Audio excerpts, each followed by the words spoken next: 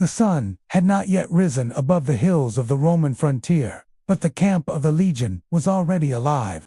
A faint glow spread across the horizon, and with it came the sounds of waking soldiers preparing for another day of marching and war. Marcus Flavius Aquila sat outside his tent, tightening the leather straps around his sandals. They were not ordinary sandals. They were Caligae, the marching sandals of Rome. The thick leather straps wrapped around his feet and ankles, like the grip of a soldier's oath. Marcus lifted his foot and pressed it into the dirt. The nails left small marks behind. Rome's footprints, across the fire pit. His friend Lucius watched him with a tired grin. "You treat those sandals better than your sword," Lucius said. Marcus smirked. "My sword kills men. These carry me to victory." The new recruits ask why the greatest army in the world goes to war wearing sandals. "Because Rome understands the road," Marcus said quietly. "You see those mountains? We marched over them. And the forests behind us. We marched through them too. Boots trap heat. They blister the feet. They rot in the rain. These breathe. They grip the ground. They drive fast." The Roman legion won wars by marching, day after day, week after week, sometimes months without stopping. A Roman soldier could march 30 kilometers in a single day, carrying nearly 30 kilograms of equipment. Marcus remembered his first march. He had been 17. By the end, his legs trembled and his feet burned like fire. Gaius Vero, the veteran, had answered his questions with a grin. Because Rome builds soldiers, not comfort. The sandals were masterpieces of military design. They had tested them across deserts, mountains, and frozen rivers. The iron hobnails hammered into the soles gave traction on mud and rock. On steep hillsides, they bit into the ground like claws. Across the camp, a trumpet sounded. Centurion Cassius strode before them. His helmet crest glowed red in the rising sun. "Legionaries, today we march north. Rome does not defeat enemies with swords. We defeat them with discipline and the sandals that carry us." By mid-morning, the legion was marching. Thousands of iron hobnails struck the earth in rhythm. Click, click, click. Around midday, the legion stopped. Vero walked among the recruits. "These sandals are not just shoes. They are a promise." Late that afternoon, scouts returned. Barbarians, close. Centurion Cassius called the legion together. Marcus stepped onto the road. Iron nails bit into the stone. He smiled. "They already have." The Roman legion reached the river just as the sun began its descent. Its waters sparkled like silver in the fading light. The glint of sunlight off the river's surface did nothing to soothe the tension in the soldiers' hearts. Marcus Flavius Aquila stood at the edge, gazing across the shallow riverbed. Smoke rose in the distance, curling over the forests. Scouts had reported barbarian forces gathering. The river was wide but shallow, with slippery stones beneath the water. Centurion Cassius approached, his red crest helmet catching the last rays of sunlight. "Men," he barked, "the enemy believes the river will slow us. They think it will break our formation. They are wrong. Remember your training, your discipline, and your Caligae. The ground will not betray you. The river will not betray Rome." Marcus flexed his toes inside his hobnailed sandals. Iron met stone with a satisfying click. He felt the reassurance of simple leather and iron, capable of carrying Rome to victory. Lucius leaned beside him. "You really trust these sandals over boots?" he asked, eyes following the glint of the river. Marcus smiled faintly. "I trust the men who wear them more than anything else. But yes, these sandals know the river better than any boot." The legion stepped into the water.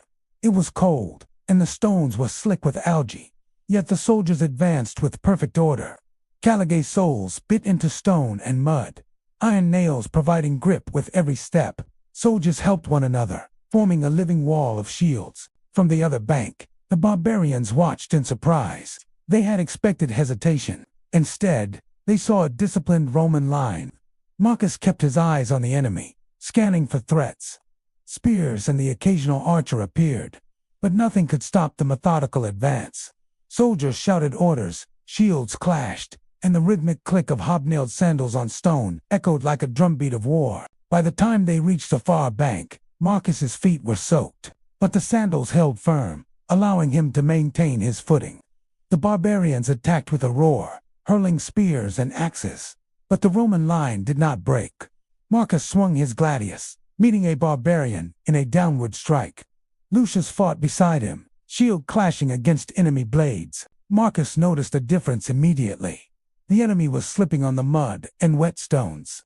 Boots soaked through, soles sliding. Roman Caligae, with iron-studded soles, held fast. Each step was sure, each maneuver controlled. The battle was brutal. Men fell on both sides, cries filling the air. Yet Marcus felt a grim satisfaction. Every swing of his sword was supported by stability. Hours passed. Sunlight faded to twilight. The riverbank ran red. Then a horn sounded from the Roman rear. Reinforcements had arrived. The barbarians, seeing the fresh troops, began to waver. Marcus pressed the attack, his gladius cutting through the chaos. Centurion Cassius shouted orders to envelop the enemy. The Caligae, again, proved decisive. Soldiers could pivot and advance without losing balance. By nightfall, the legion stood victorious. The enemy lay scattered. Marcus removed his sandals and examined them. Mud and blood had soaked the leather, but the straps and nails were intact. He ran a hand over the iron studs embedded deep in leather. Lucius shook his head. "I don't know how you do it, Marcus. My boots would have failed me long before we reached the enemy." Marcus smiled. "It is not just the sandals. It is Rome. The sandals are a part of Rome's discipline. They carry us, but they also teach us endurance. A soldier is nothing without the road beneath him. But a road without a soldier is nothing as well." That night, Marcus lay on his bedroll, staring at the stars reflected in the river. He thought of the soldiers who had walked these paths before him. The Caligae were more than sandals. They were a symbol of preparation, of Rome itself. And tomorrow, he would march again. The dawn broke over the rolling hills like a golden wave, illuminating the banners of the Roman legion as they prepared to march once more. Marcus Flavius Aquila tightened the straps of his Caligae, now caked with dried mud and streaked with the blood of the river battle. Each iron stud glinted faintly in the morning light, a reminder of the strength beneath his feet. Lucius, rubbing his sore ankles, gave a low groan. "I swear these sandals are alive," he muttered. "They bite the stones and drag you forward whether you like it or not." Marcus chuckled. "They are alive, in a way. They carry the weight of Rome with every step. They are the legend of the hobnailed army." The recruits looked puzzled. One of them, a young boy, barely 17, asked, "Hobnailed army?" Marcus looked down at his sandals and tapped the iron studs against the stone. "These sandals make soldiers. They teach men endurance, patience, and loyalty. The enemy fears what they cannot slip past. They call us the hobnailed army because with each step, we leave the mark of Rome behind. Every battle begins with the march, and we never stop marching." The legion moved like a river of iron and leather, stretching for miles across the countryside. Villages and farms lay silent as the soldiers passed, awed or fearful of the disciplined column. Each step of the hobnailed Caligae on stone, mud, or gravel carried more than meant, carried the reputation of Rome. Marcus and Lucius walked in the second rank, shields slung glady ready. The ground shook faintly with thousands of boots and sandals. Marcus noticed the differences between recruits and veterans. Veterans' steps were confident, their sandals molded to their feet like second skin. Recruits stumbled, boots soaked, soles slipping, but they were learning. Rome's lessons were cruel, but they were effective. At midday, they crossed a narrow pass through the mountains. The path was treacherous, jagged stones and loose gravel threatening to send men tumbling. Marcus watched recruits struggle, slipping and cursing.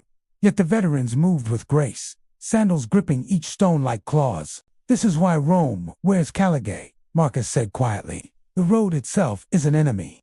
If we conquer the road, we conquer everything else." At night, the legion camped under the stars. Soldiers gathered around fires, sharing stories to keep morale high.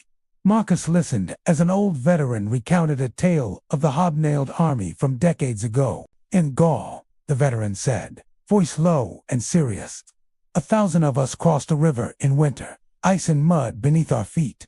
The enemy thought we would slip and fall, but our sandals gripped like the jaws of a wolf. Every step was firm. Every man held his position. When the battle came, the Gauls fled in terror. They say they still remember the clatter of our hobnailed soles on the stones, echoing like the drums of war. Lucius shivered. Echoing like drums of war. Sounds like superstition. Marcus shook his head. It is not superstition. It is history. Our sandals are the first instrument of Rome's victory. They teach men to endure, to fight, to live. The enemy fears what they cannot slip past, what they cannot shake. Days later, the legion entered a dense forest. Fog clung to the ground, obscuring the path and muffling sound. Scouts returned, reporting that enemy forces lay ahead, ready to ambush. Centurion Cassius gathered the men. "Stay in formation," he commanded. "Do not falter. The enemy knows the forest better, but we know discipline, and our sandals will carry us through." Marcus felt the wet earth beneath his feet. His Caligae were soaked again, mud filling the gaps between leather and iron. He smiled grimly. The forest may be cunning, but the hobnailed army is relentless. When the ambush came, arrows rained down from hidden branches. Spears thrust from the shadows. Many soldiers faltered, but the veterans pressed forward, Caligae gripping roots and stones. Marcus ducked under a spear, pivoting on his sandal-studded sole, and swung his gladius with precision. The enemy, expecting disarray, instead found an unbroken line of Roman soldiers advancing steadily. Iron-studded sandals struck roots and rocks, keeping men upright and unbroken. By the end of the day, the ambush had been routed, leaving the forest littered with enemy dead. Lucius shook his head, panting. "I'll never underestimate sandals again." Marcus tapped the iron studs against a rock. "Nor should anyone. Rome walks on them, fights on them, and conquers with them." Weeks passed, and the legion marched deeper into enemy territory. Villages burned, rivers forded, mountains climbed. Marcus began to notice a change in the recruits. They had become soldiers, walking with confidence, their Caligae now molded to their feet. At night, he walked among the soldiers. He saw young recruits staring at their sandals, tracing the iron studs with calloused fingers. They understood now. The sandals were not merely tools, they were symbols of Rome's endurance and mastery over the road itself. Marcus paused at the riverbank once again, watching the water flow silently. "This is why we march," he said quietly to Lucius. "Not for glory, not for gold. We march so that Rome's legend grows, and every step is marked by the hobnailed souls of her soldiers." By the time the legion reached the borderlands, word of the hobnailed army had spread. Enemy forces feared the sound of iron on stone. Marcus and Lucius watched as scouts returned with reports of villages surrendering without a fight. Lucius, shaking his head, muttered, "All because of sandals." Marcus smiled. "No, because of the men who wear them. But the sandals, they carry the men farther than any fear or fatigue ever could." The legend of the hobnailed army would continue to grow. Long after the rivers crossed, the forests fought through, and the mountains scaled, Marcus knew it would be remembered not just for battles won, but for the endurance, discipline, and ingenuity carried in every leather strap and iron stud. The road stretched beyond the horizon like a ribbon of stone laid by the gods themselves.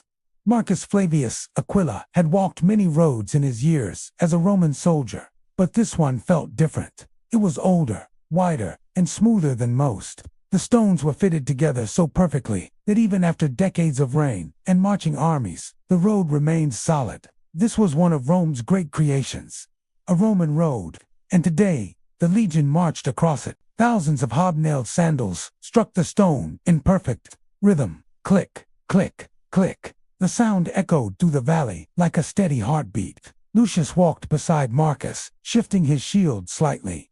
"You ever think about how strange this is?" Lucius said. Marcus raised an eyebrow. "What?" Lucius kicked a small pebble off the road. "We build the roads, and then we conquer the lands connected by them." Marcus smiled slightly. "That's the point, the power of the Roman road." Rome's strength was not only its soldiers, it was movement. Where other armies struggled through forests and mud, Roman legions marched along carefully engineered roads. These roads stretched across the empire like veins in a living body. from Italy to Gaul, from Spain to Syria, from North Africa to the cold borders of Germania. And on every one of those roads, Roman soldiers marched. Marcus looked down at his feet.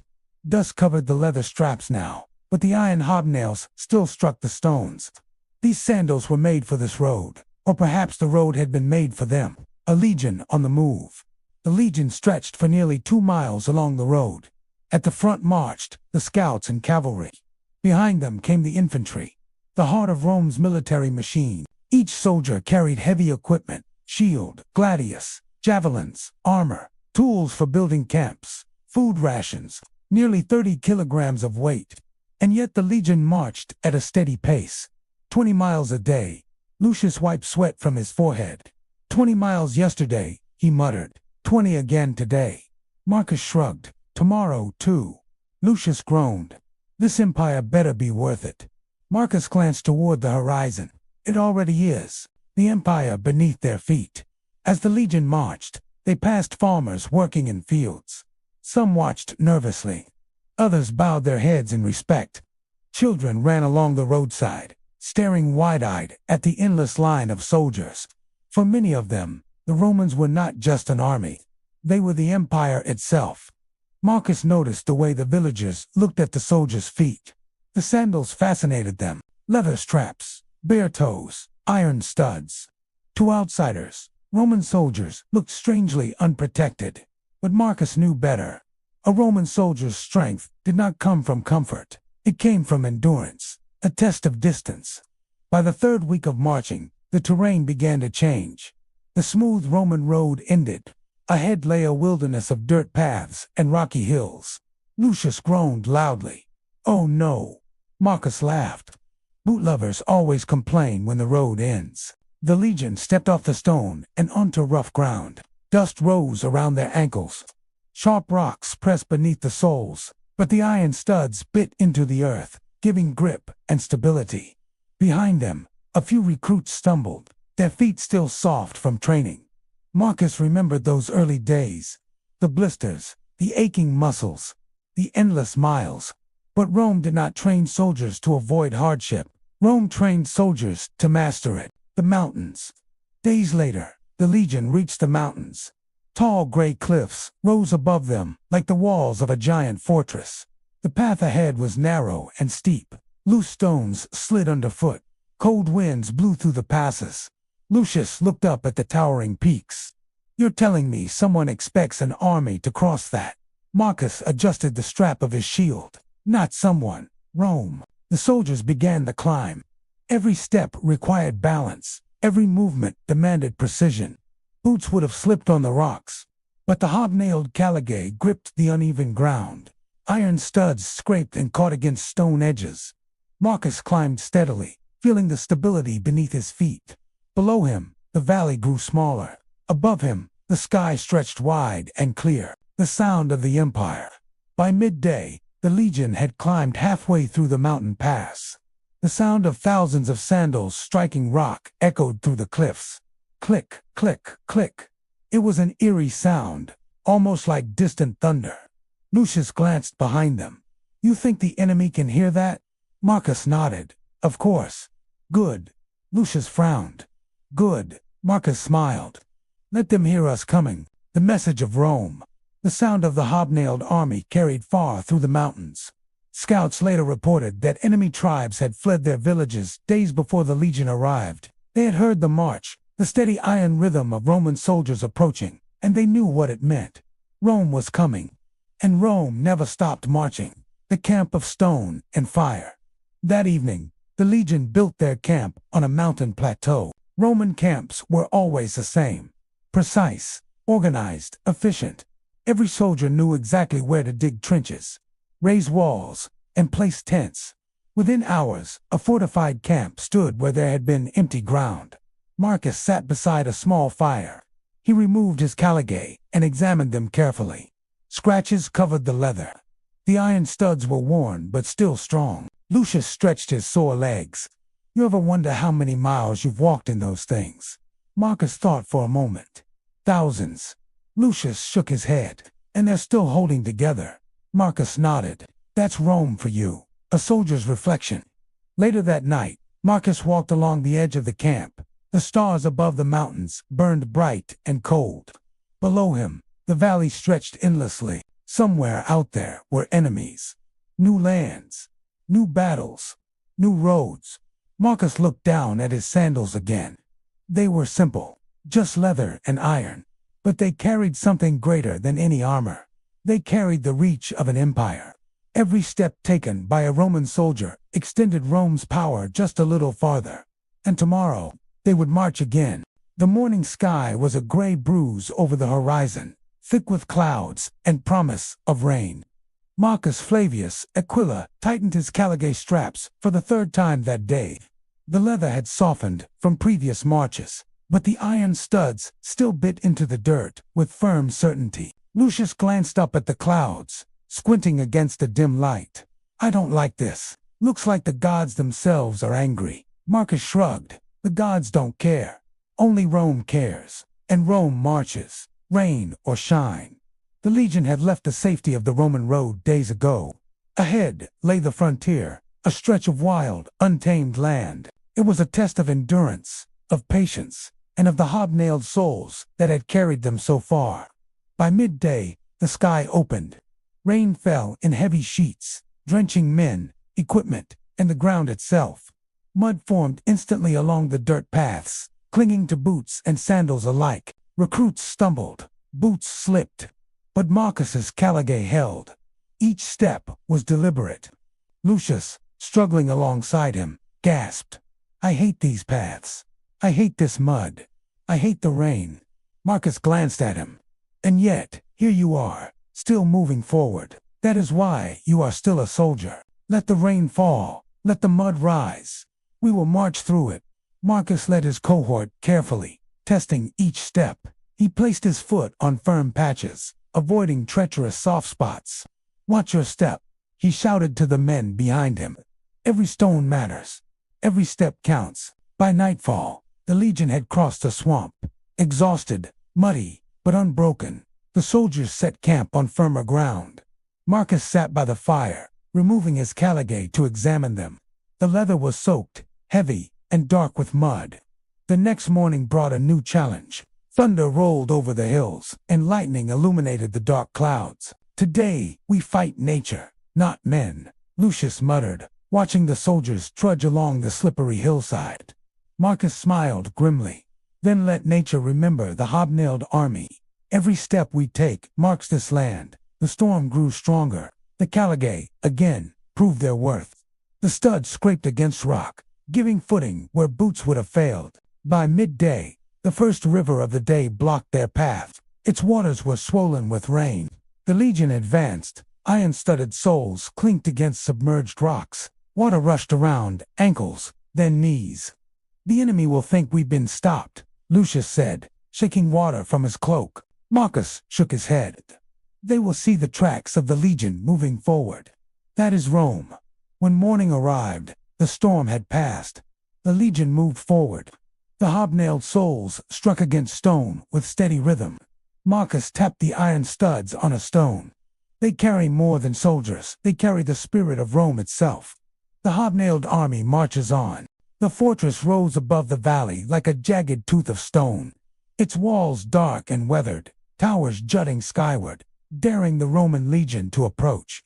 Marcus Flavius Aquila adjusted the straps of his Caligae, feeling the familiar bite of iron studs against the stone beneath him. Every step he had taken to reach this stronghold, the marches across empire roads, through swamps and storms led to this moment. Lucius stood beside him, eyes scanning the enemy fortifications. "They've been waiting for us," he muttered. "Look at those walls. Look at the archers." Marcus nodded. "They've heard of the hobnailed army. They know the sound of Rome. And now, they will feel it." The legion had been marching for weeks, covering difficult terrain, and yet morale remained high. The soldiers were hardened. The recruits were no longer green. The Caligae had molded to their feet, each iron-studded soul carrying experience, endurance, and the legacy of Rome itself. Centurion Cassius ordered the legion to set camp a half-mile from the fortress. Trenches were dug, stakes sharpened, and watchposts established.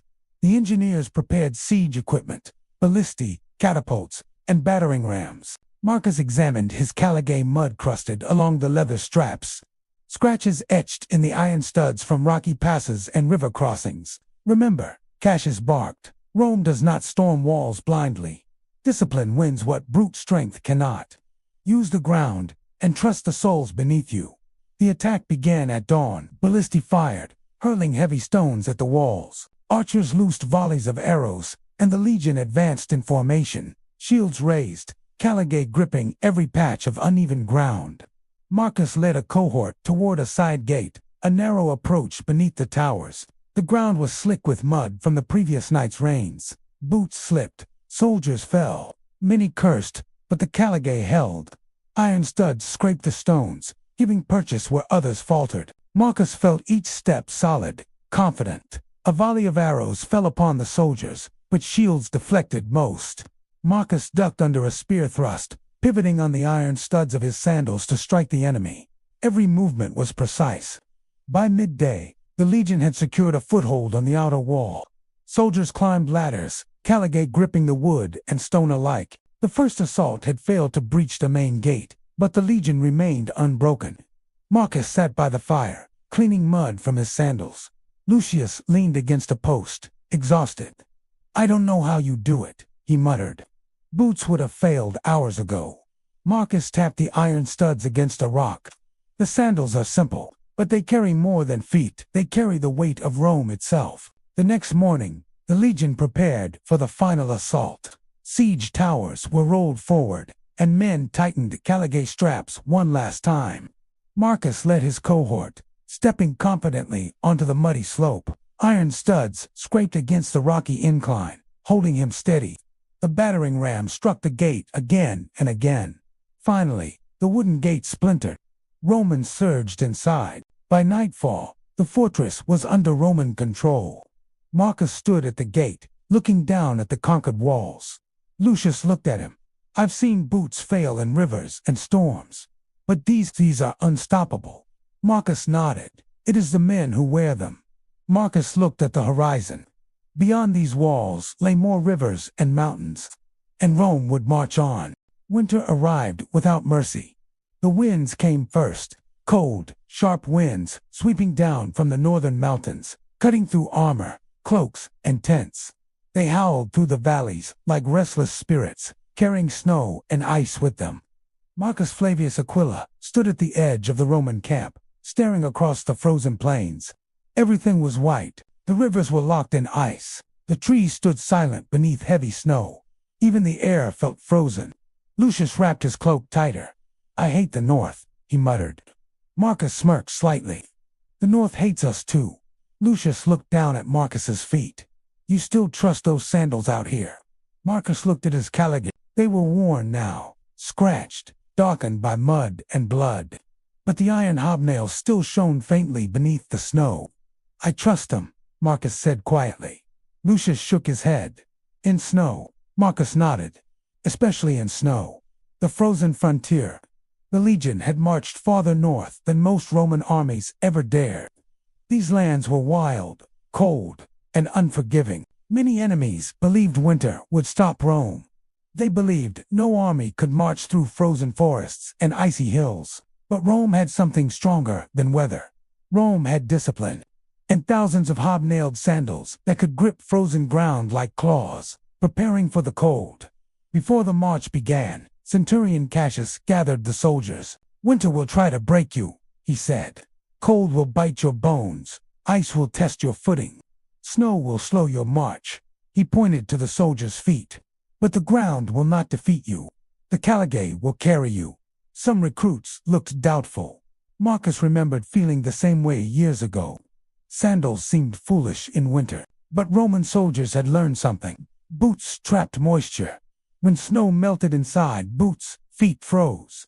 Caligae allowed water to escape. Cold air dried the feet faster, and the iron hobnails gripped ice better than smooth leather soles.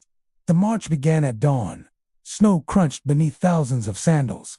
The sound replaced the familiar click of iron on stone. Marcus felt the cold biting his toes, but the sandals held firm. The iron studs dug into the icy ground, preventing slips. Behind him, a recruit stumbled. Lucius caught him. "Careful," Lucius said. Marcus turned. "Spread your weight. Let the studs grip the ice." By midday, the legion reached a wide river, but it was no longer flowing. It was frozen solid, a sheet of white ice. Centurion Cassius raised his voice. "Form ranks." The legion stepped onto the ice. Thousands of iron studs touched the surface. The hobnails bit into the ice like tiny anchors. The soldiers moved slowly, carefully. Marcus tested every step. Halfway across, Lucius whispered, "This might be the only army in the world marching across a frozen river wearing sandals." Marcus chuckled, and winning, beyond the river lay a forest buried in snow. The trees stood tall and silent. Rome never stopped moving. Late that afternoon, the scouts returned. Barbarian warriors were nearby. They had been watching, waiting. Centurion Cassius gave a simple order: "Advance."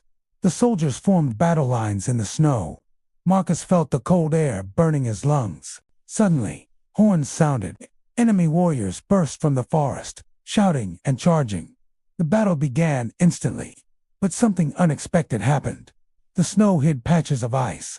Barbarian boots slipped. Warriors lost balance. Some fell. But the Roman soldiers stayed steady.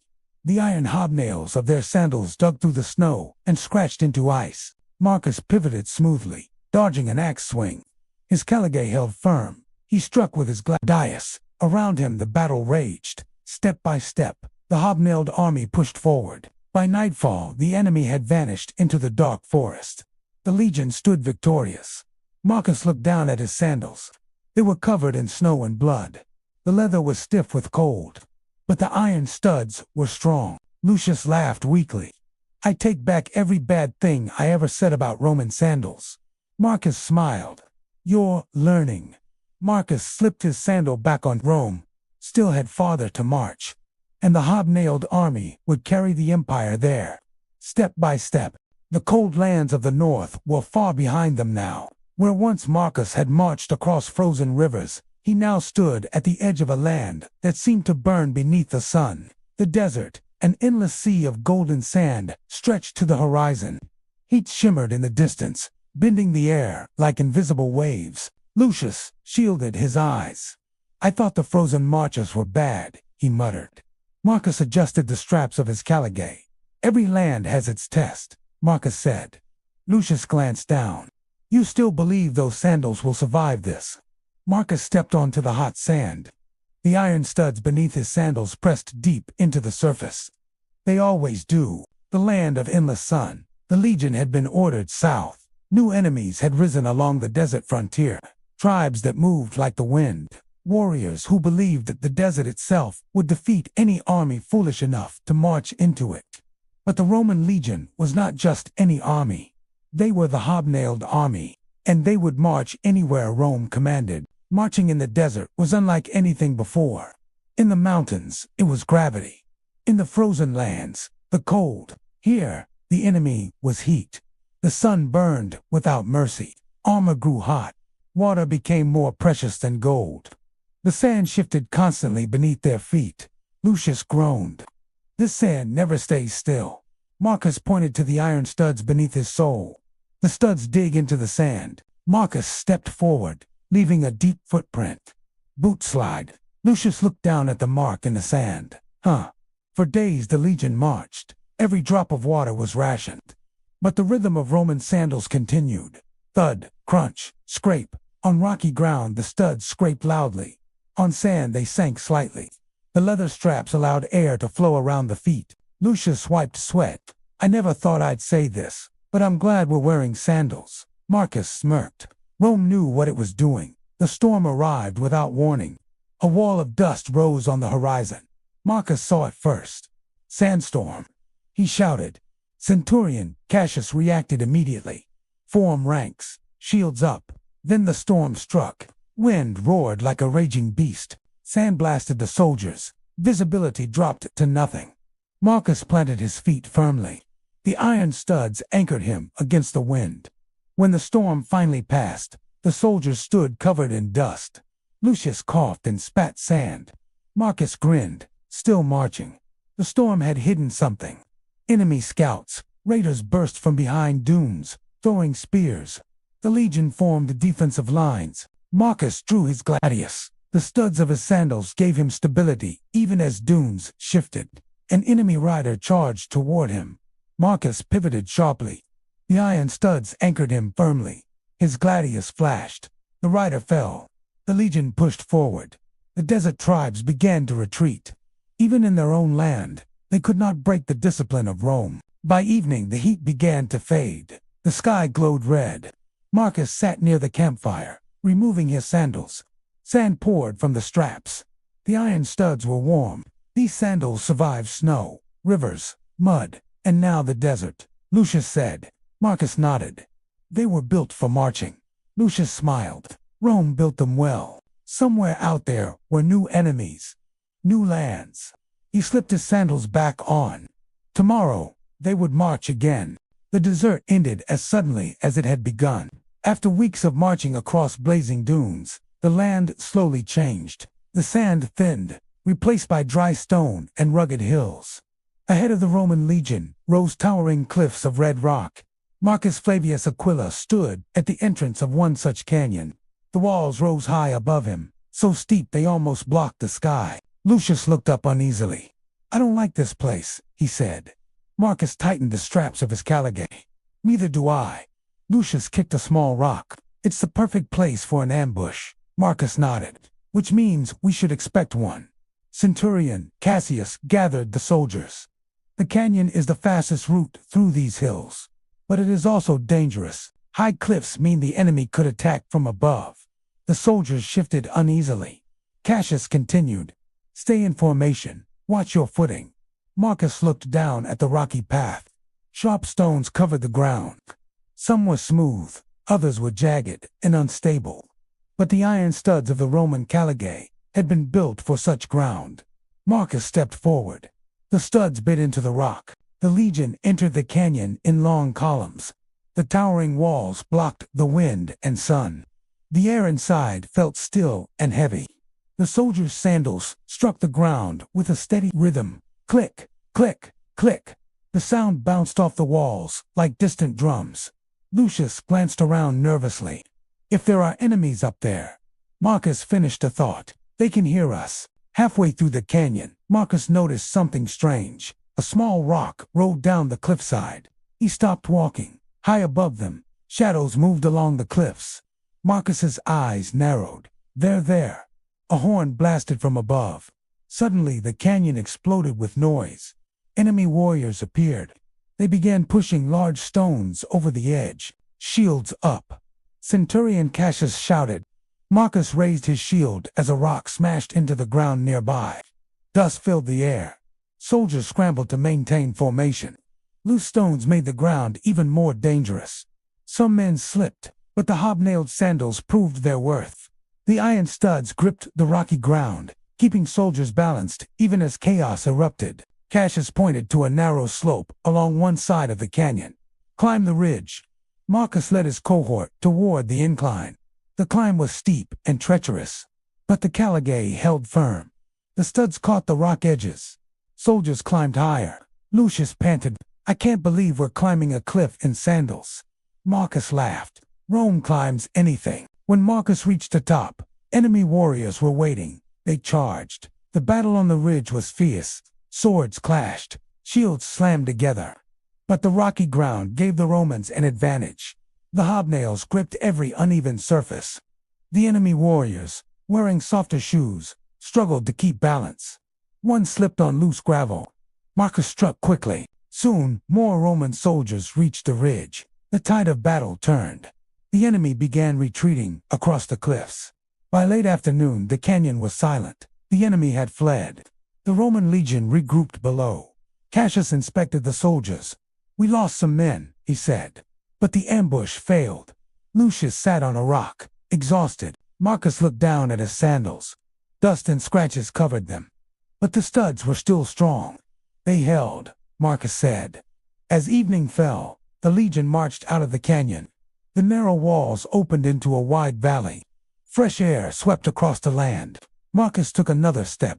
Click, click, click. The sound of hobnailed sandals echoed across the valley. The sound of Rome. Long ago, before the maps were finished, the edges of the world were defined by the weight of a Roman soldier's step. Behind us lay the red towering cliffs of the frontier, a place of dust and blood. Ahead, a lush green valley opened like a promise of peace. Marcus Flavius Aquila drew in a breath that didn't taste of grit for the first time in years. The air was sweet, cool, and heavy with the scent of pine. He felt the tension in his shoulders finally begin to give way as the shadows of the canyon receded. Beside him, Lucius rolled his broad shoulders, his armor clanking with a familiar rhythm. They exchanged a silent, knowing look at glance shared by men who had seen the sun rise over 1,000 battlefields and lived to see it set over the road home. As the dawn light caught the crest of his helmet, Centurion Cassius stood before them. He didn't look at their faces first. He looked at their feet. The leather was scarred, the iron studs worn flat, but those sandals had held firm when the ground was slick with mud. Their journey was a map written in leather and sweat. They climbed the biting cold of mountain passes where the wind tried to tear the breath from their lungs.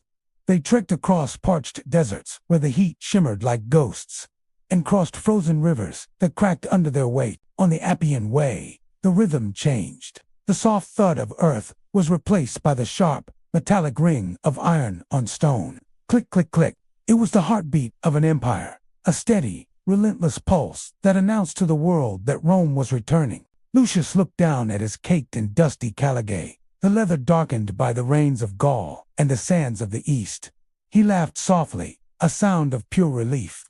Even the dirt felt different. Here it felt like the dust of a land that belonged to them. By the campfire, the stories grew taller than the flames. Lucius gestured wildly, recounting the time a massive boulder nearly crushed the baggage train in the canyon. The laughter of the men echoed into the night, a brief respite from the long road that still lay ahead. Marcus sat apart, the firelight dancing in his tired eyes.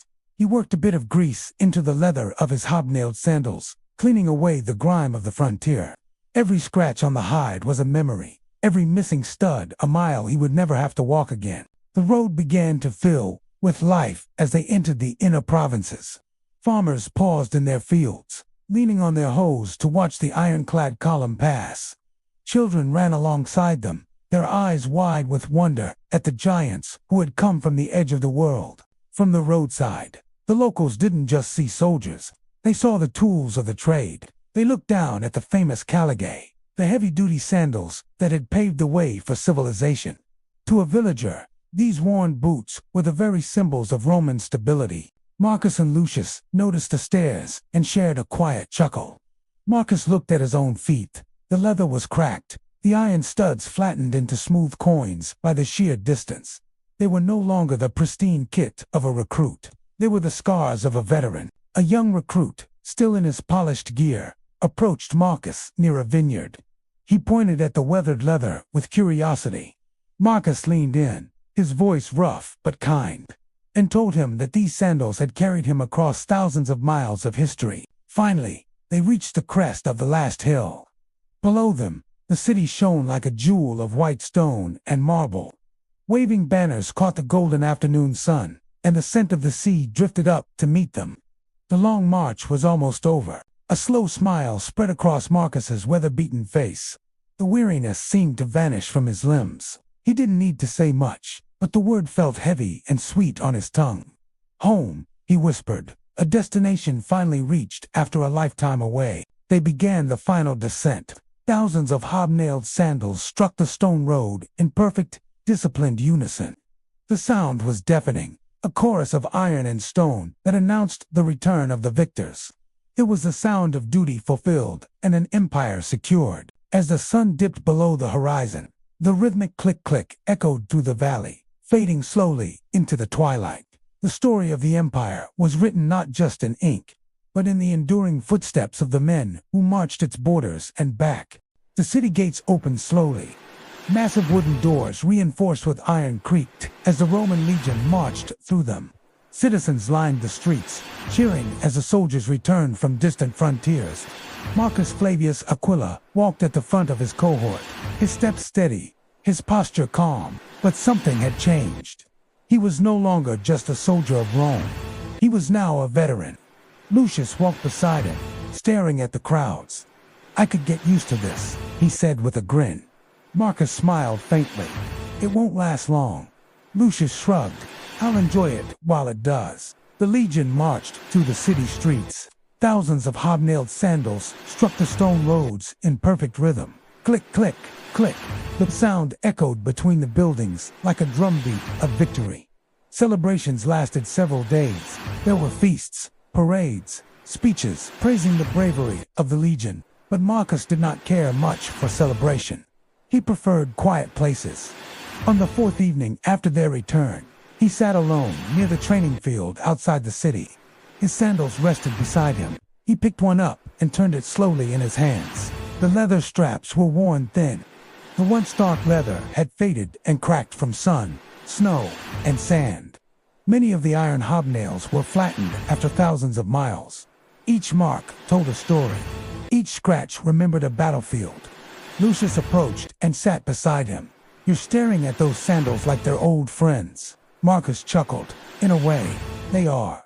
Across the training field, new recruits practiced marching. Young men, fresh faces, strong legs, but inexperienced. Marcus watched them struggle with their gear. One recruit tripped while walking across the gravel field. Another rubbed his blistered foot. Lucius laughed softly. "That used to be us." Marcus nodded. "Yes." A Roman officer approached Marcus. "The commander wants experienced veterans to train the new recruits," the officer said. Marcus looked toward the young soldiers. Then he looked down at his worn Caligae. He stood. "I'll do it." The next morning, Marcus stood before a line of recruits. Dozens of young soldiers waited nervously. Many of them looked down at their feet. New Caligae, bright leather, sharp iron studs. Marcus walked slowly in front of them. His own sandals made a deeper, heavier sound against the stone. Click, click, click. Finally, he stopped. "Look at your feet," Marcus said. The recruits obeyed. "Those sandals may look simple," Marcus continued. "Leather straps, iron studs." He lifted one of his own worn sandals. "But these carried me across deserts, mountains, rivers, and battlefields. These sandals will carry you farther than you can imagine." Training began immediately. Marcus taught the recruits the most important skill of a Roman soldier. Not fighting, not shouting, not even using the sword. Marching. An army that marches farther than its enemy wins. "Before the battle begins," Marcus said. He walked across the training field. The recruits followed. At first they struggled. The gravel shifted beneath their feet. Some slipped. Some lost rhythm. Marcus stopped them. "Trust the hobnails," he said. He stamped his sandal firmly. The iron studs bit into the ground. "Let them grip the earth." The recruits tried again. Slowly, their steps improved. Soon the training field filled with the familiar rhythm. Click, click, click. Later that afternoon, Marcus gathered the recruits again. He placed his worn sandals on the ground. "These have walked thousands of miles," he said. One recruit raised a hand. "Sir, how did they last that long?" Marcus smiled. "Because Roman soldiers take care of their equipment." He showed them how to clean the leather, how to tighten the straps, how to replace broken studs. "These sandals are your foundation," Marcus explained. "If your feet fail, the army fails." The recruits nodded seriously. They understood. Lucius eventually joined Marcus on the training field. He watched a group of recruits struggling with their marching formation. Lucius walked up behind them. "You call that marching?" he shouted. The recruits jumped. Marcus laughed quietly. Lucius pointed at their feet. "You know why Rome uses sandals?" One recruit answered nervously. "So our feet can breathe." Lucius grinned. "That too." Then he stomped the ground. "But mostly so we don't fall on our faces." The recruits laughed, but they marched better afterward. Weeks passed. The recruits improved quickly. Their steps became stronger. Their sandals began to show the first signs of wear. Marcus watched them proudly. One evening, a young soldier approached him. "Sir," the recruit said. Marcus nodded. "Yes." The young soldier pointed to Marcus's old sandals. "Do you ever plan to replace those?" Marcus looked down at them. The leather was worn, the studs flattened, but they still held together. He smiled.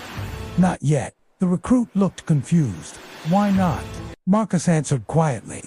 because they still have miles left in them.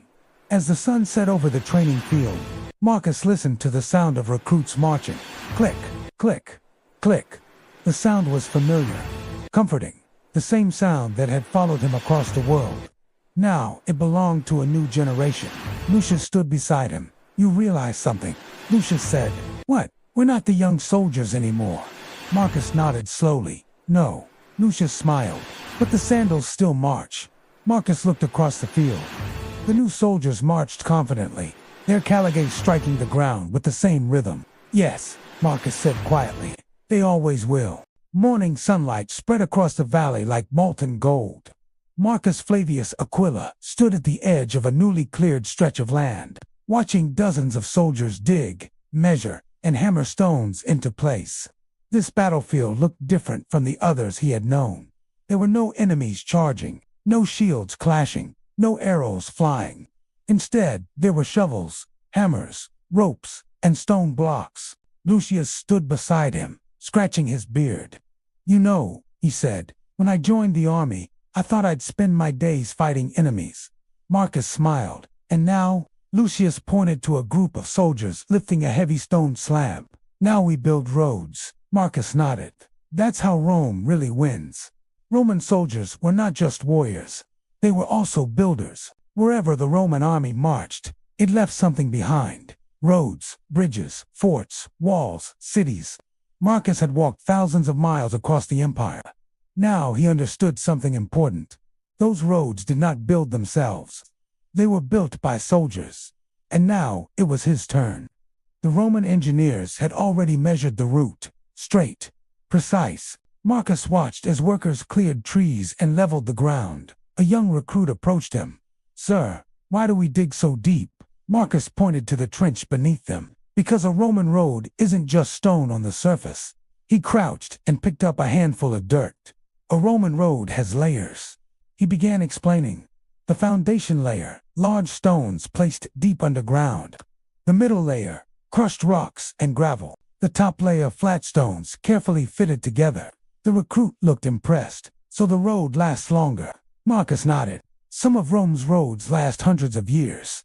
Lucius laughed. Probably longer than our sandals. Marcus grinned.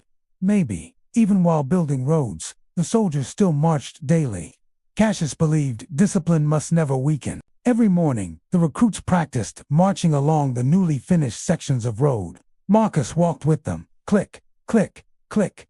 The sound of hobnailed sandals echoed perfectly across the smooth stone. One recruit looked down in amazement. It feels different, he said. Marcus nodded. That's the beauty of a Roman road. Lucius added proudly. We build the road, and then we conquer the world on top of it. The road builders soon noticed something interesting.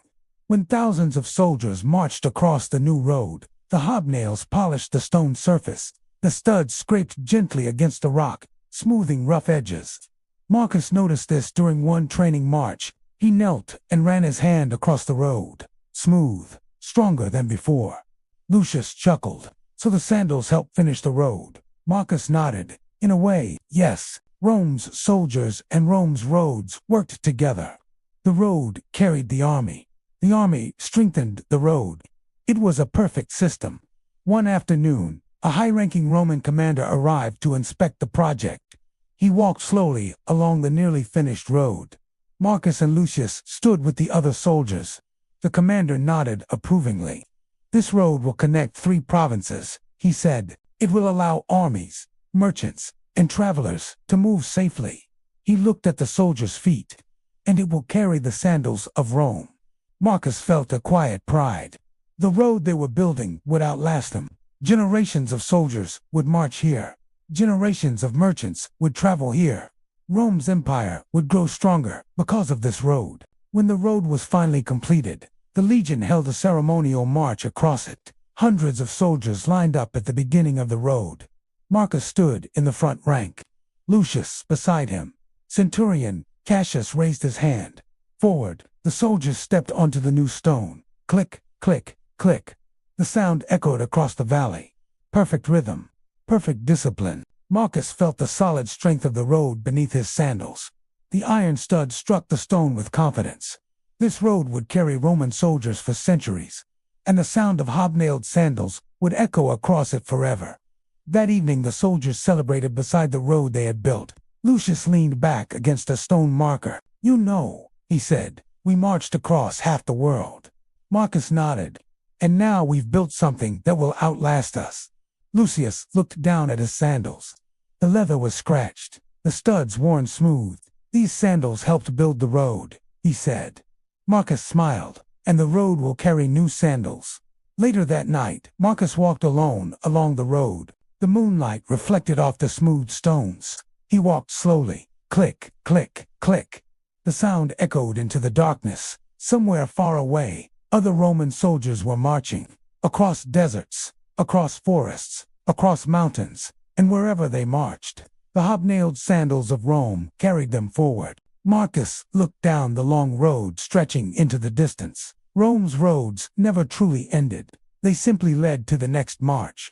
The morning air carried a different feeling. Marcus Flavius Aquila noticed it the moment he stepped outside the barracks. The training fields were quiet, and the roads beyond the city seemed unusually busy. Messengers on horseback rode past in a hurry. Soldiers gathered in groups, whispering. Something was happening. Lucius walked toward him, fastening the straps of his Caligae. "You hear the news?" Lucius asked. Marcus shook his head. "No." Lucius exhaled slowly. "Rome wants the legion again." Marcus looked at him carefully. "For what?" Lucius answered quietly. "One more campaign." Marcus looked down at his worn sandals. The leather straps were cracked. The iron studs had been flattened by years of marching, yet they still held. He smiled faintly. "Then we march again." Later that morning, the soldiers gathered in the training yard. Centurion Cassius stood before them, older now, but still strong. "Men of Rome," he began, "you have served the empire well." He paused.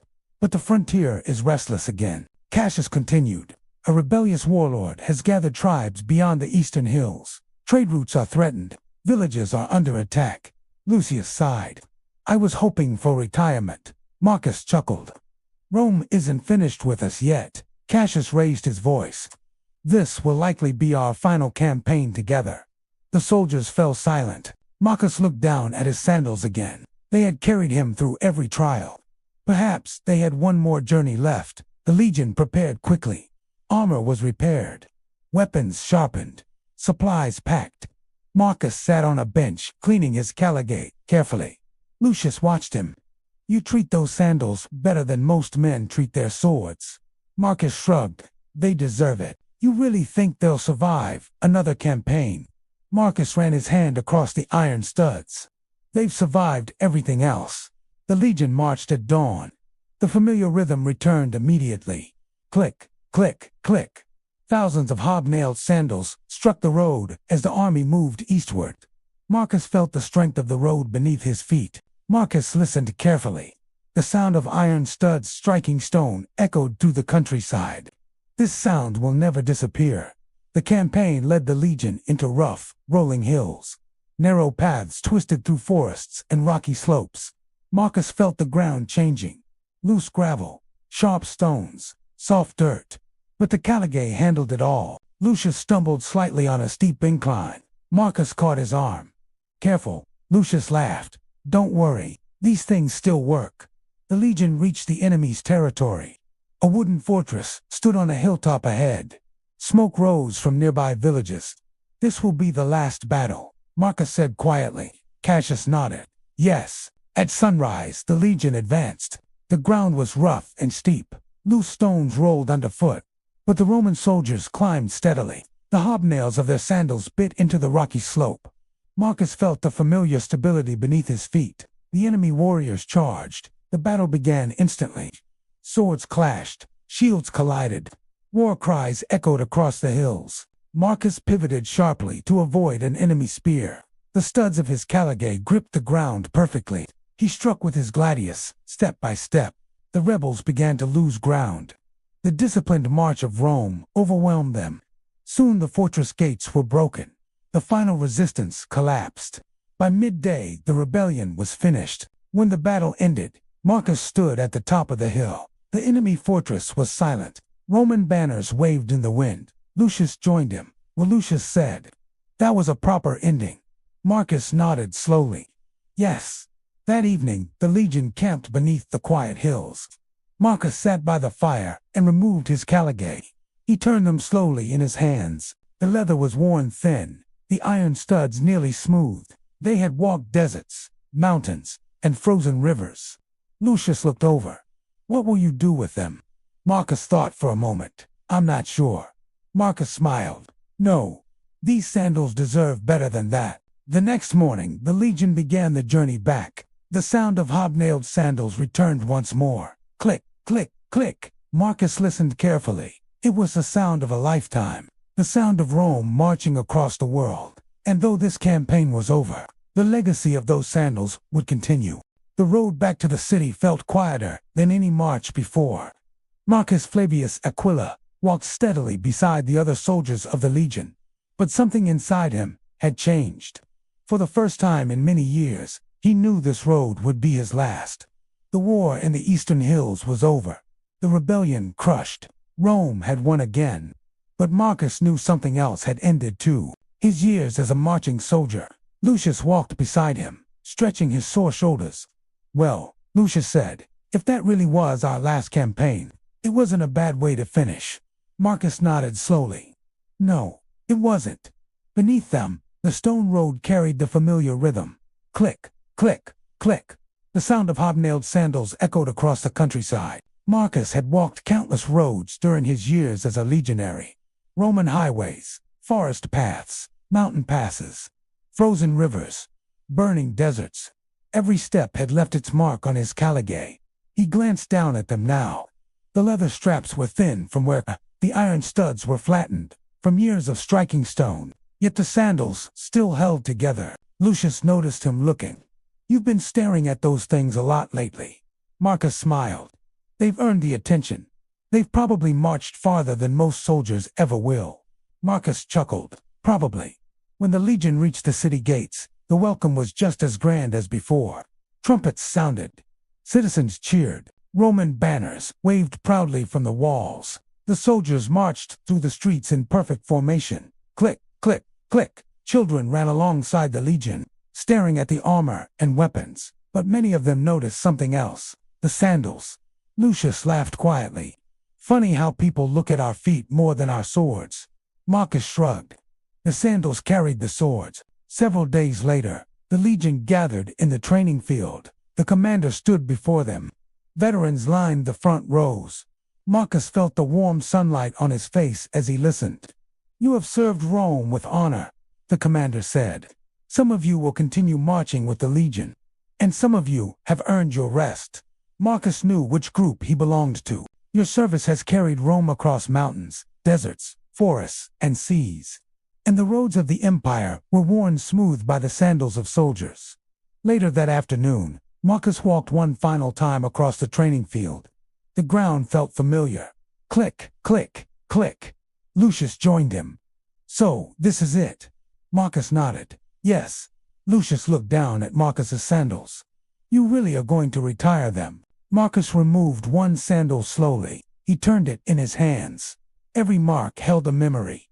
The frozen river, the desert storm. Lucius crossed his arms. "What will you do with them?" Marcus smiled. "Pass them on." That evening, Marcus called one of the recruits. A young soldier named Titus approached nervously. "Sir," Marcus held out the sandals. Titus looked confused. "These are for you." The young soldier's eyes widened. "But sir, those are your sandals." Marcus nodded. "They've marched across half the empire." Titus stared at them in amazement. "Why, give them to me." Marcus placed the sandals in the young soldier's hands, because Rome always needs soldiers who are willing to walk farther than anyone else. Titus held them carefully. "I will honor them."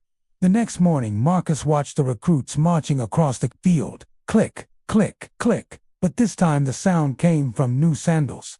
New soldiers, new journeys. Lucius stood beside him. "You hear that?" Marcus nodded. "Yes." Lucius smiled. "The hobnailed army is still marching." Marcus looked across the field. Titus marched proudly in the front row, wearing Marcus's old sandals. "They always will," Marcus said. As the sun rose higher, Marcus turned and walked slowly toward the city. For the first time in many years, his steps were quiet. No iron studs, no marching rhythm. But he did not mind. Behind him, the sound continued. Click, click, click. The sound of Roman soldiers marching across the world. The legendary Caligae, carrying the empire forward. Marcus smiled to himself. His march was finished. But Rome's march would never end. The morning sun rose slowly over the city of Rome. Golden light spilled across the rooftops, temples, and stone roads. Traders opened their shops, farmers entered the gates with carts, and soldiers marched along the streets, beginning another ordinary day. Marcus Flavius Aquila stood on a hill overlooking the city. For the first time in many years, he was not wearing armor. He was not carrying a shield, and he was not marching with the legion. His life as a soldier had ended, but the sound of marching still echoed faintly through the streets. Below, click, click, click. The sound of hobnailed sandals striking stone. The sound of Rome.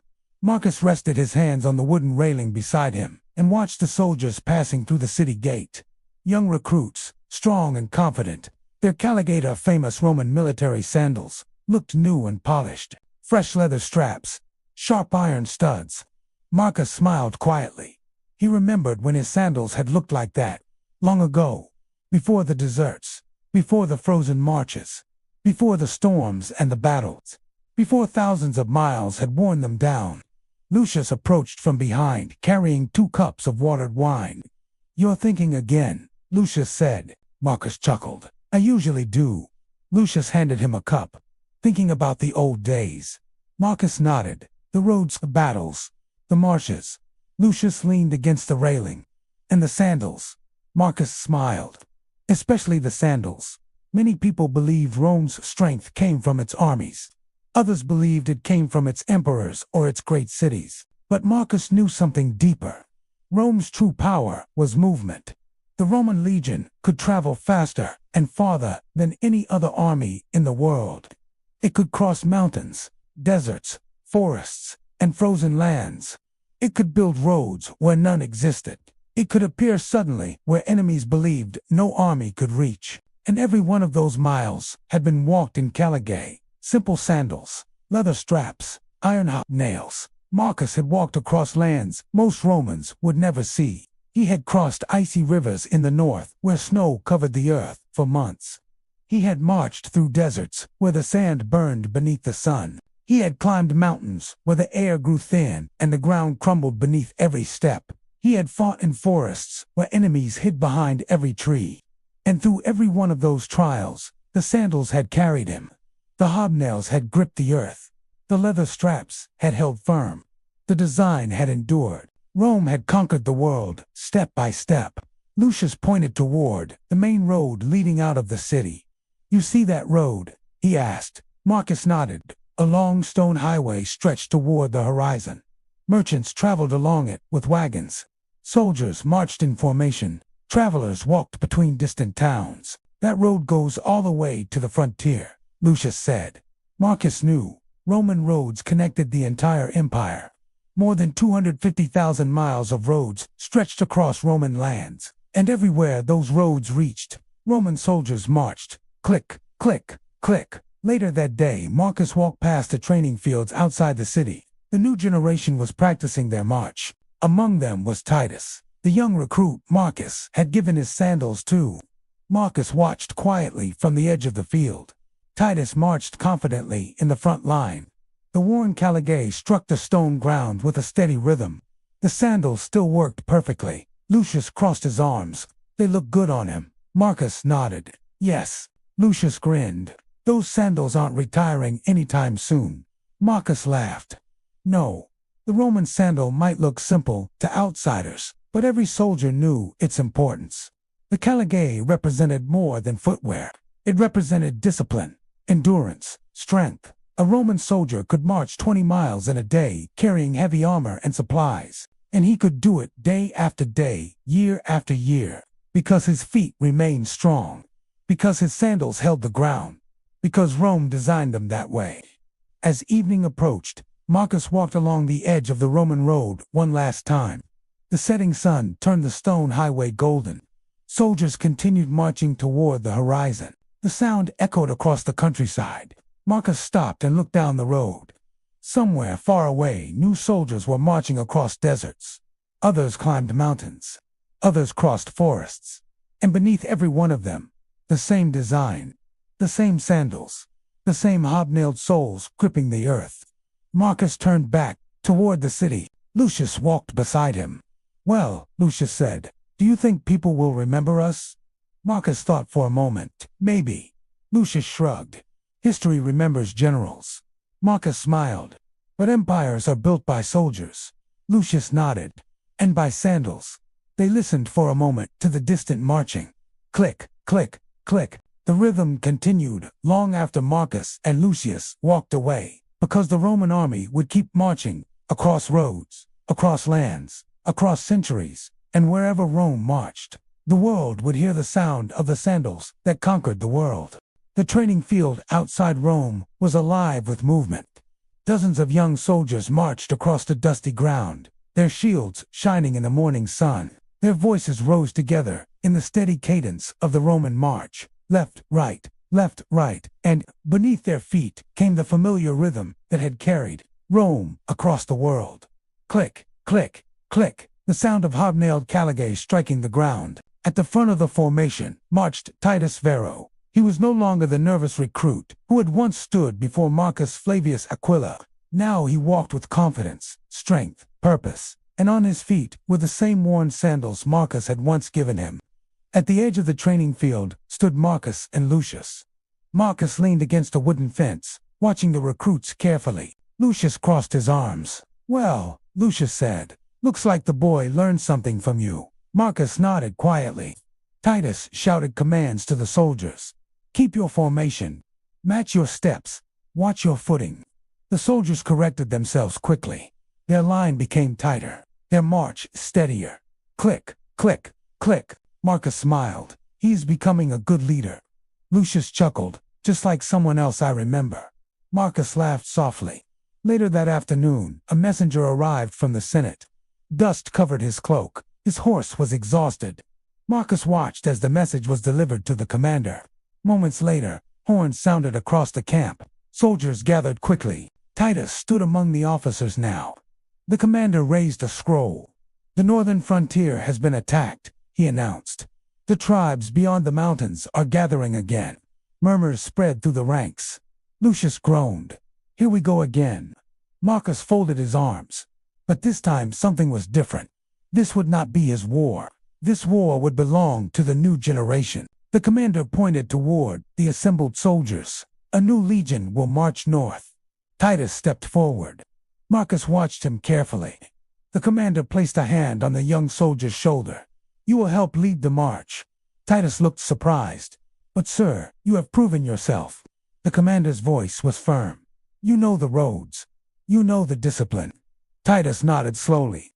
"I will not fail." That evening, Titus found Marcus sitting near the old training field. The young soldier approached respectfully. "Sir." Marcus looked up. "You don't have to call me that anymore." Titus smiled nervously. "Old habits." He looked down at the sandals on his feet. "They've carried me far already." Marcus nodded. "They will carry you farther." Titus hesitated.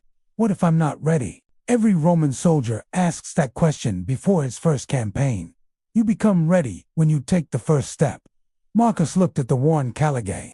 They were never special because they were mine. They were special because they kept marching. Marcus tapped the ground with his finger. Rome wins because its soldiers keep moving. Titus nodded slowly. Step by step, at dawn the next morning, the new legion gathered outside the city gates. Hundreds of soldiers stood ready, armor shining, shields raised, standards waving in the wind. Titus stood at the front of the formation. Marcus and Lucius watched from the hill above. The commander raised his hand. Forward. The soldiers stepped onto the road. Click, click, click. The familiar rhythm echoed through the valley. Lucius smiled. Listen to that. Marcus nodded. The sound never ends. Think the boy will do all right. Marcus watched him disappear into the distance. Yes. He turned away from the road. Because Rome always marches forward, and far down the road, the sound continued. Click, click, click. The sandals of Rome, marching into another chapter of history. Beyond the furthest outposts of the empire, the road ends. Here, the mist swallows the stone, and the world begins to turn cold and gray. The legions do not just march, they bring order to the chaos. Every step is a heartbeat of Rome, measured in discipline and iron. At the head of the column stands Titus Varro. His face is a map of a dozen campaigns, etched with the silent weight of command. Click, click, click, the sound of 10,000 hobnailed sandals striking the road. It is the percussion of an advancing civilization. But soon, the stone gives way. The civilized world crumbles beneath our feet, replaced by the soft, treacherous dampness of the wild north. The air grows thin and bites at the skin. Ahead, the mountains rise like sleeping giants, draped in shadows and eternal snow. Rome's banners flutter in the freezing wind. These red silks are the only color in a land that seems to hate our presence. Even the engineers feel the shift. They build bridges over rivers that have no names, connecting a world that does not want to be found. In the ranks, the men whisper. They say, the gods of the south cannot hear us here. They fear they have reached the world's edge. Titus hears them. He does not offer empty words, only a steady gaze that reminds them, where the eagle goes, Rome follows. Night falls, and the forest closes in. The campfire is a tiny island of warmth in a sea of ancient, predatory darkness. Lucius, a man who has bled on 3 continents, watches the flames. He knows the tribes are out there, watching us from the black. They move like ghosts, Lucius warns. They do not fight like men, but like the wolves that hunt in these frozen timberlands. By dawn, we enter the great forest. The trees are so thick, they blot out the sun, leaving us in a damp, eternal twilight. Silence is the loudest sound here. The scouts signal a halt. Something in the air has changed. The forest is holding its breath. Varro looks down. His sandals are caked in mud, yet the iron nails find purchase where others would slip. We are anchored to this earth. High above, painted eyes track our every move. To them, we are a metal serpent, slow but inexorable, clanking through their sacred woods. Then, the silence breaks. A whistle, a scream, and the sky rains wooden death. The ambush has finally begun. Testudo Varro's voice cuts through the panic like a blade. In seconds, the legion transforms into an unbreakable shell of iron. Steel meets fur. Discipline meets fury. In the bloody mud of the north, the Roman soldier stands his ground while the wild man falls. As quickly as they came, the tribes vanish back into the shadows. The forest is quiet again, but for the heavy breathing of men. The road behind is long, and the path ahead is dark. But the march does not end. Rome moves forward, one iron step at a time. The edge of the world is not a cliff, but a wall of whitened stone. Here, the gods of the north speak in frost. Commander Titus Varro stood where the path ended and the nightmare began. The wind carried the scent of iron and coming storms. Below him, the eagle of the 9th Legion flickered like a dying ember against the endless snow. A thin red line of defiance. Every step was a battle. The hobnailed sandals of Rome bit into the frozen earth, a rhythmic click against the silence of the peaks. They marched into the shadows of the pines, where the light of the sun could not follow. The forest was deep and suffocating. Young Lucius pulled his cloak tight, his breath a ghost in the freezing air. He wondered if the warmth of Italy was only a dream. Titus watched the mist swallow his men. He knew that in these woods, the silence was more dangerous than the wind. High above, the shadows moved. Eyes that knew the mountain watched the iron invaders with the patience of winter predators. Then, the sky fell. A sudden blizzard erased the world, leaving only the howl of the gale and the sting of ice. Titus raised his hand. The column halted. In the blinding white, the Roman heartbeat skipped a beat. The silence was broken by a low, guttural cry that echoed from the peaks. The mountain had found its voice. They came like a landslide, a swarm of fur and steel charging down the slopes, fueled by a fury older than Rome. Discipline answered, shields locked. A wall of wood and bronze rose to meet the storm. The testudo held firm. Chaos erupted in the snow. Titus felt the shock of an axe against his shield, the vibration humming through his bones. On the treacherous ice, the barbarians slipped. But the Roman grip was unyielding, their iron-shod feet finding purchase where others fell. Click, crunch. The steady rhythm of the advance began to push back the tide. The music of discipline over fury. As the tribes retreated into the white blur of the blizzard, the mountain grew still once more. The survivors stood amidst the red snow. The sun bled through the clouds at dusk, a weak, cold light that offered no warmth, only the promise of another night. Titus looked at his gear, caked in frost and blood. The iron still shone, a testament to the endurance of the legion. They built their fires against the blue dark, a small circle of light in a world that wanted them dead. Titus stared at the peaks ahead. The march would continue. Rome did not stop for mountains, and it would not stop for winter. Forward, into the unknown. Toward the edge of the world, where the iron footsteps of the ninth would echo forever.